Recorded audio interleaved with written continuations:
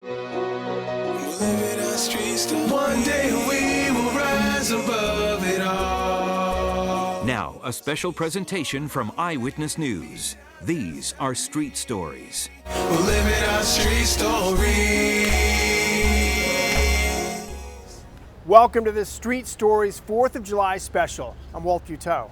We begin tonight with a story we brought you last week. Medals lost for a decade, suddenly found, and tonight, returned to the man who earned them. Jose Andaluz is carrying the symbols of a 20-year Navy career. Hi, how are you? Hi, Jose. Yes. How you doing? I'd like to give you that first. Thank you. Ori. Nice meeting you, sir. Thank you. Ori Brower earned the flag, the medals, the accommodations, but lost them a decade ago. It's yours. I'm Thank you glad I was very able to much. give it back to Yeah. you like it should be. A lot of emotions, as I said. I thought I'd never see it again. My dad earned this. I respect what he did. I hope I can. Feels so good right now. You don't know. Look, goosebumps. Oh, it's been gone for so long that I had given up on it and all. We discovered the connection between the two men as the Providence nonprofit where Andaluz works now. He found the collection months ago when he was cleaning out an office. When he couldn't find Brower, he came to us. We found Brower in Warwick, where he tells us his career at the same place where Andaluz works ended abruptly in 2004. They told me to leave my office and I could come back on Monday. Well, on that Monday, they wouldn't let me back in the building. They actually told me it was gone. Gone, the symbols of his service, including time in the Gulf War in the early 90s, when he served on an ammunition ship. Brower climbed his way up to senior chief, and his fellow sailors gave him this when he finally retired. I didn't get shot or anything, and I didn't die for it, but I put in a lot of hard work. I kept it all this time because I knew I was going to find them. It's relieving, you know. My father defended, this country for 23 years, and everything that he, earned in the military is, back with him where it should be. I think it's, what a guy. Yeah, what a guy. I thank him very much, and I know my boys do. I thank you again. You're welcome, I thank sir. you, Jose. You're welcome. An unforgettable moment, according to both men. A Route 102 crash brought a moment that a local family wishes never happened, but their loved one lives on thanks to her fierce reputation.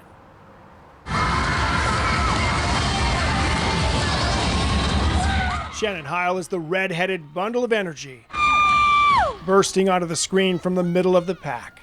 She loved cheerleading, and to see this group of individuals look up to my daughter. She was known for what she called her fierce symbol. Behind the pointed hand to the forehead was hard work, determination, and being fierce, like Shannon. It stops you for a second and makes you think, get to know as many people as you can, get to do as many things as you can while you're here. She just had this ability to just embrace people without actually wrapping around people. She just lit up people's lives. Because you never know when you'll go. Will was in the passenger seat. Shannon was driving, with their friend Markel Torres in the back seat. All I remember is hearing Markel yell Shannon and then feeling an impact. The Route 102 head-on collision last July killed Markel and Shannon. Somehow, Will walked away. I remember telling myself in my head to stay relaxed. The car stopped. I opened the door and unbuckled my seatbelt and got out the car. It just is hard to lose that kind of friend. Do you still talk to her? Mm-hmm. Every day. I actually write her Facebook messages. But the tears could not silence the cheers. 5, 6, 7, 8. With Will as one of their coaches, Snap. Shannon's Superior Cheer Lady Level 5 team worked harder than ever to accomplish Shannon's goal to make it to a world championship. They were no doubt underdogs until they took the stage. During the season, and especially after they advanced to Worlds, each one offered a fierce symbol of their inspiration. My little girl is an angel somewhere, and she's speaking to these girls. and inspiring them every day to come to the gym, push harder, because you're going to accomplish great things. Shannon's team members did not make it out of the first round of the World Championships, but they tell us they did accomplish Shannon's goals. A local boxer accomplished many goals in his career, but now he faces the fight of his life, and we're told by one doctor he's making a miraculous recovery. It's the back and biceps. There you go. That's Gary Boletto defying the odds. One more, come on. Pulling down 190 pounds with his 160-pound body. Nice. The champion boxer hounded negative predictions out of the ring as he won 35 bouts and 2 titles. But last summer, on this backyard pull-up bar that was strong enough to hold his son, let me see a trick. Gary tried a handstand that went terribly wrong. The bar cracked, sending him tumbling to the ground. Now with 6 broken vertebrae, he has feeling from head to toe and a new prediction from a doctor who runs an institute for spinal cord injuries. He told me that you're gonna walk again. And nobody ever said that. He said athletes have such a higher chance of recovering because they know how to train, they know how to work their body. When tragedy fell from the rafters at the dunk, injuring 9 circus acrobats, Boletto wanted to talk to them about what they faced as they recovered. My heart was bleeding about that situation. I felt so terrible because I know how I felt when it first happened to me. I would say never give up hope. Hope is what keeps us moving right at the right time. Boletto, who now works out 7 days a week, has also been raising money to buy one of these revolutionary bikes. Right now, the Seekonk YMCA is the only public facility in the area with one of the machines that sends electronic stimulus to the legs, sparking motion that helps build muscle.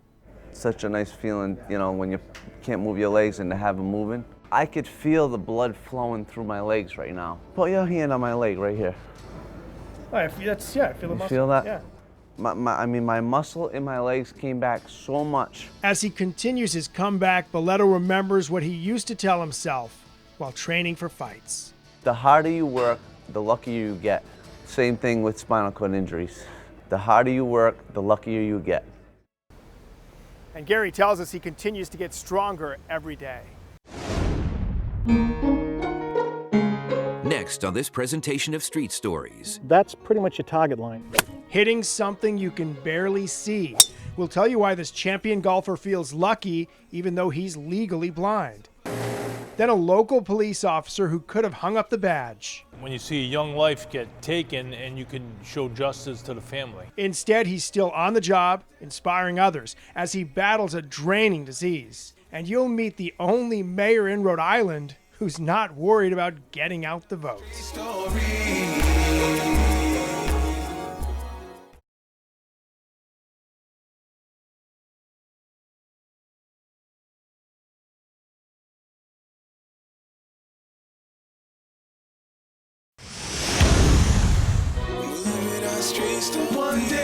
Welcome back to a special presentation of Eyewitness News. These are Street Stories. Welcome back. Golf is a difficult enough sport if you can see. Imagine playing if you can't. All right, you got the big pine tree there? The pin is red flag right front. Eddie Hewitt's eyes. You want to try to hit just a little cut fade. Guide legally blind Mike McCone. How far is the corner from the dog leg? Together they've won 2 blind golf national titles. 195 yards. There we go. Get your hands in front of the ball and send it away.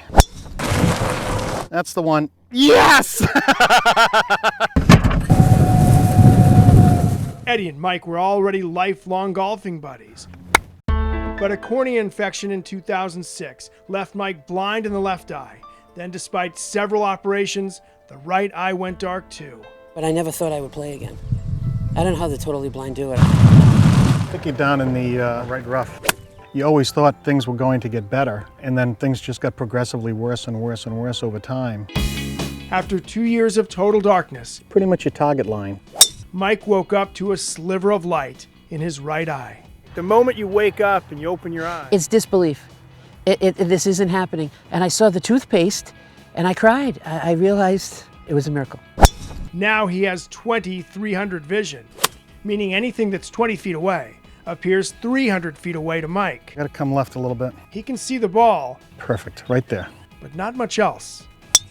Try to go over the big tree on the left rough. Eddie and Mike are two of the forces behind bringing a national blind golf tournament to the Exeter Country Club. 7. We took a shot at eyes closed putting. I'm over here now. And found out Mike and other legally blind golfers A little too firm. make it look easy. You ready, John? Yep. Oh, you're over there? Yeah, I'm over here. The blind can do just about anything the sighted people can do. It just takes us longer to do it. Ah, nice shot, Michael. You can find out more about the tournament at the Exeter Country Club by going online to WPRI.com. Next on this presentation of Street Stories. We'll introduce you to everyone's favorite mayor.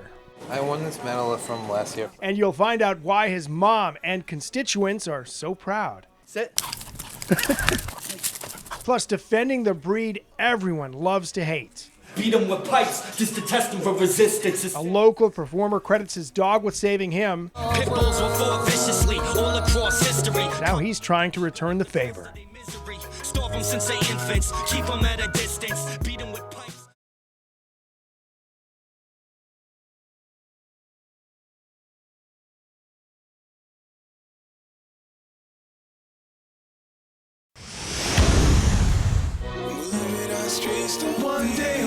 Welcome back to a special presentation of Eyewitness News. These are Street Stories. Welcome back to this Street Story special. A lot of Rhode Island communities have laws against pit bulls, but we found a man who's sticking up for this often abused breed.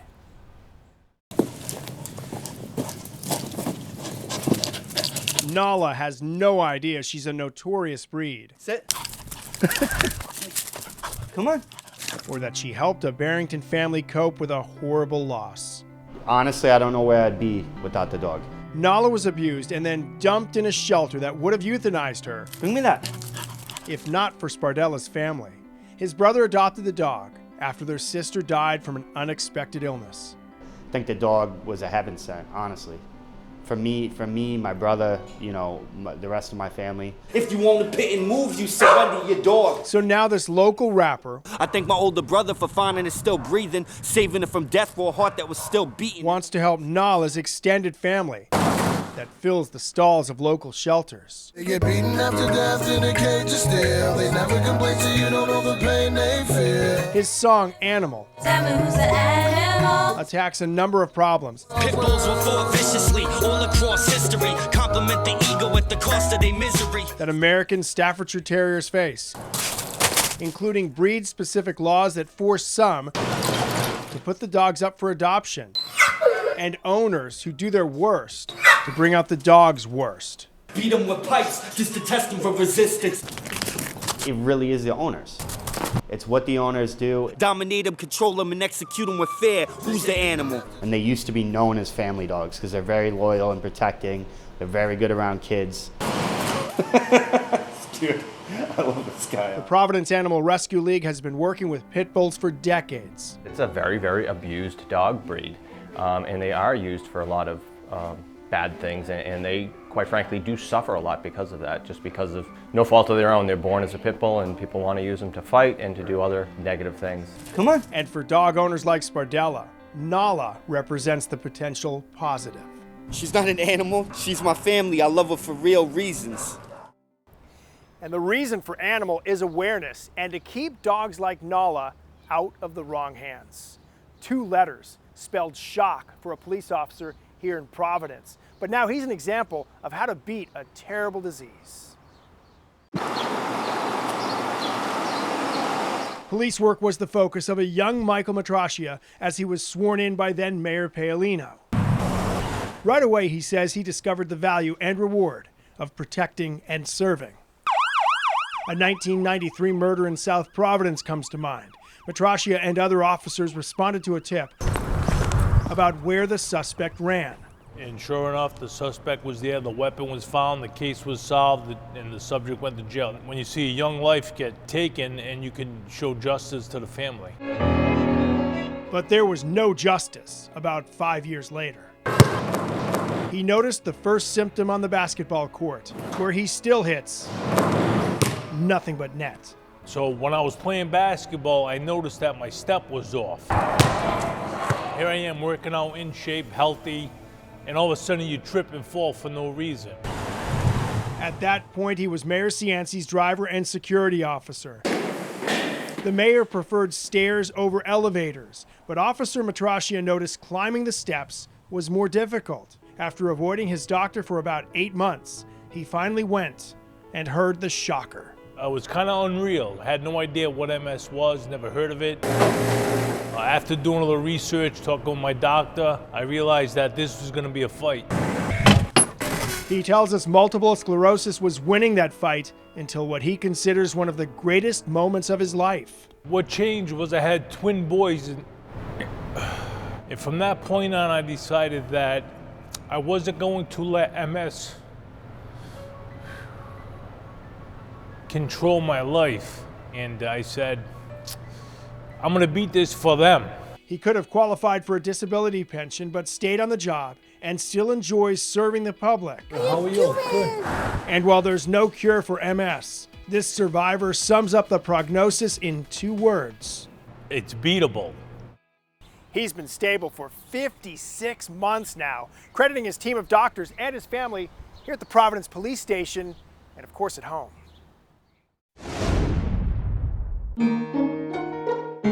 Next on this presentation of Street Stories. Graduating from high school isn't this student's only accomplishment. I'm very proud. I couldn't be any more proud. His mother was told a long time ago what her son couldn't do. Tonight you'll see what he did do.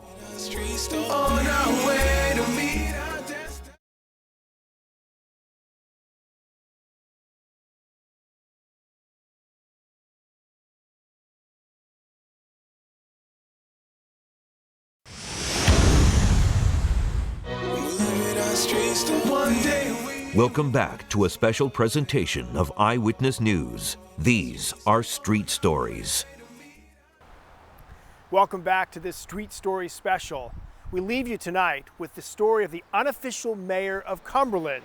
He took the politics out of politics, but still has all the votes he needs.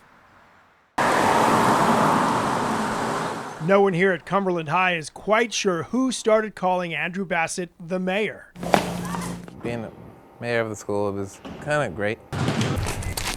But as you watch him walk through the halls, Hi, Andrew. Dish out high fives, Did a great job. work the crowd, I won this medal from last year. or play on the school's unified basketball team, Take your time. you understand why he's the mayor. I love you. His mom credits the school for including her son in everything from classroom work to basketball. Nice shot. But she knows Andrew's hard work and his personality is a big part of his success. When he was 5 and not saying a word, did you think he'd ever get to this point? You know what? I never set boundaries. He has achieved and soared beyond my wildest dreams. One of those dreams took flight during halftime at a basketball game. Can you feel? When Andrew got the mic. As he sang, his mom was one of many who were clapping and crying at the same time. Yep. More tears flowed at the prom, where Andrew was promoted from mayor to king. And I was peeking in the doorway, and before he even knew he was prom king, he was in the center of all the kids doing the moonwalk, Michael Jackson. And I was crying, of course, thinking, look at my son out there in front of everyone dancing. Yeah, like when people cheer. Feels good inside. You shoot into the hoop. It's that easy. Yeah. Try it again. What did I do wrong? You almost missed it. I almost missed it. I missed it. Aim it to the box like this. It's hard with a suit. It's hard. What am I doing now? Tell me again. Aim it to the square. Don't miss it. Try it again. There it is.